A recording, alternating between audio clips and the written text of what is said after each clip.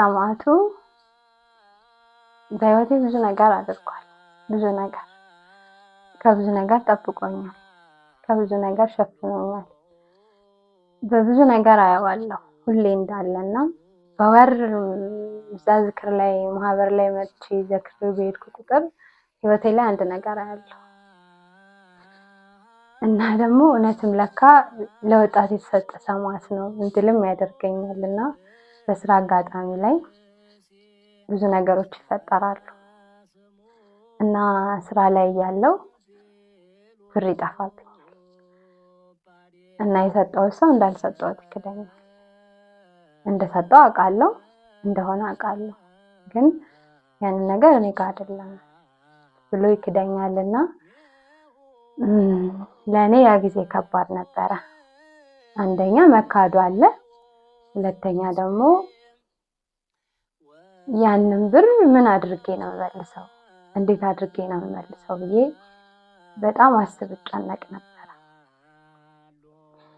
እና ሁሉንም ቀርባቸዋለሁ ብዬ ማስባቸው ቅዱሳን በጠቅላላ ማጻነበት ነበር እና የሰማዕቱ ለየት የሚያደርገው ምን መሰለ?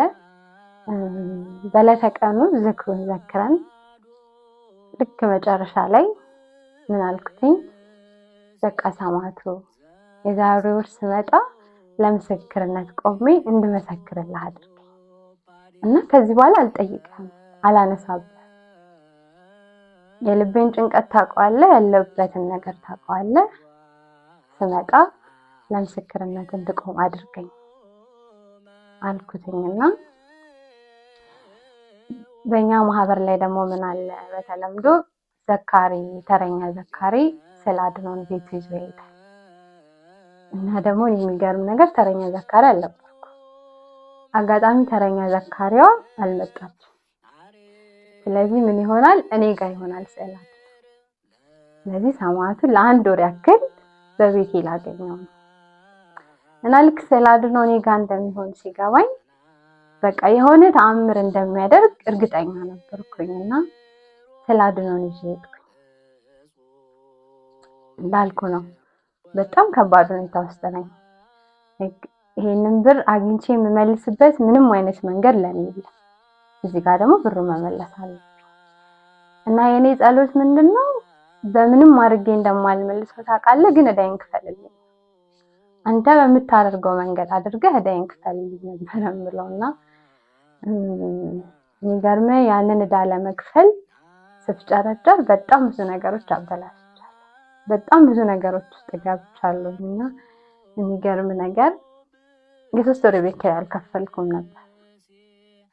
አስበው በዚህ ጊዜ በዚህ ሰዓት አይደለም 3 ወር ቀርቶ 3 ቀን እንኳን የሚታገስ ሰው አታገኝም እና የሰማዕቱ ምን ያህል እንዳለበት የምታውቀው እነዛ ሰዎች አንድ ቀንም ቤት ኪራይ አልከፈልሽም ልቀቂ እንደዚህ አድርጊ ብለውኝ አንድ ቀንም ደውለውልኝ አያውቁም።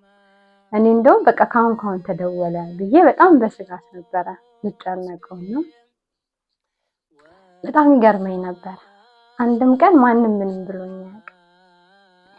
ያ ስዕላድኖ ቤቴ መምጣቱ ለኔ በቃ ትልቅ በረከት እና ሁሌ ጠዋትን ስወጣ ሳስቤው ነው የምወጣው።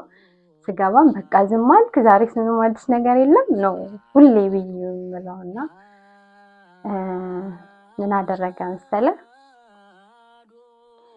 ተደዋውያት ማላቃት እንደው በቅጥ እንኳን ደህና ነሽ ወይ እንኳን ብያት ማላቀው አንድ ጓደኛ አለችኝ እዚህ አይደለም ሶሮ ውጭ ናትና ከሄደች ጊዜ በኋላ በስነ ሰዓት እንኳን ተደዋውለን አናውቅም እና ምን ታደርግልኛለች? መልእክት ተልኮልሻል ይባላል በሷ ቤተሰቦች በኩል ማለት ነው እና ይደወልልኝና እንደዚህ እኮ መልእክት ተልኮልሻል እና አካውንት ላኪልኝ ትለኛለች። ስትለኝ ኦኬ ብር እንደሆነ ትገምታለህ፣ ግን በዚህ ልክ ደግሞ እንደሚሆን አትገምት እና እሺ አልኩኝ እና አካውንት ላክላት። በቃ የተወሰነ ብር ይመጣል ቢያንስ በቃ ያ ብር የተወሰነ ነገር ያሳርፈኝ ይችላል፣ የተወሰነ ነገር ላቀልበት እችላለሁ ብዬ አሰብኩኝና ያን ብር ላከችልኝ። ስትልክልኝ እዳይን ሙሉውን ከዛ የቤት ኪራይ የ3 ወር እና እንደውም መጀመሪያ ላይ የመሰለኝ ትርፍ ብር ነበር የመሰለኝ። እዳይን አውቀዋለሁ። ከዛ የነበረው ብር ትርፍ ብር ነበር የመሰለኝ። ለካ 3 ወር የቤት ኪራይ አለብኝ ጭራሽ አልከፈልኩም። እና የሚገርም ነገር ብሩ እላፊ የለው ማለት የለው።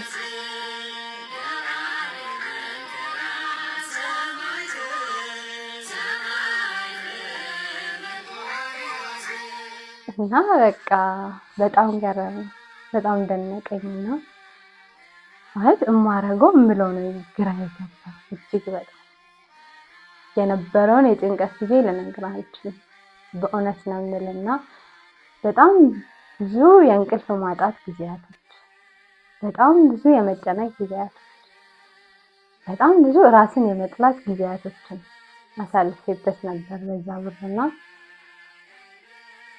ሰማዕቱ ባላሰብኩት መንገድ ማለት ለሰው ራሱ እንዴት ይሆናል ብለህ በማታስበው መንገድ ያንን እዳይን ከፈለልኝና ከዛ ልጅቷን ጠየቅኳት፣ እንዴት ልትልኝ ቻልሽ? ምን አስበሽ ነው? ምን አሳስበሽ ነው አልኳትና ሰሞኑን በጣም አስብሻለሁ፣ እጨነቃለሁ እና መጥፋቴ የሚያሳስበኝ ነበረ። ከዛ ግን ሁሌ በህልሜ የሆነ ነገር ማድረግ እንዳለብኝ የሆነ አካል ይነግረኛል፣ ግን ምን ማድረግ እንደምችል አላውቅም ነበር እና ዝም ብዬ እጄ ላይ ያለኝ ነው እና ምናልባት ሰማዕቱ በዚህ ያክል ነበረ እሷን ሲያሳስባት የነበረውና እጅግ በሚደንቀኝ በሚገርመኝ ሁኔታ ይሄንን ነገር አድርጎ ከጭንቀቴ አሳርፎኛልና እዛን ቀን የተኛሁትን እንቅልፍ ልነግርህ አልችልም። ከዚህ በኋላ ራሱ የምተኛ አይመስለኝምና ሰማዕቱ እጅግ በጣም የዋህ፣ እጅግ በጣም ቅርብ፣ እጅግ በጣም መልካም አባት ነው።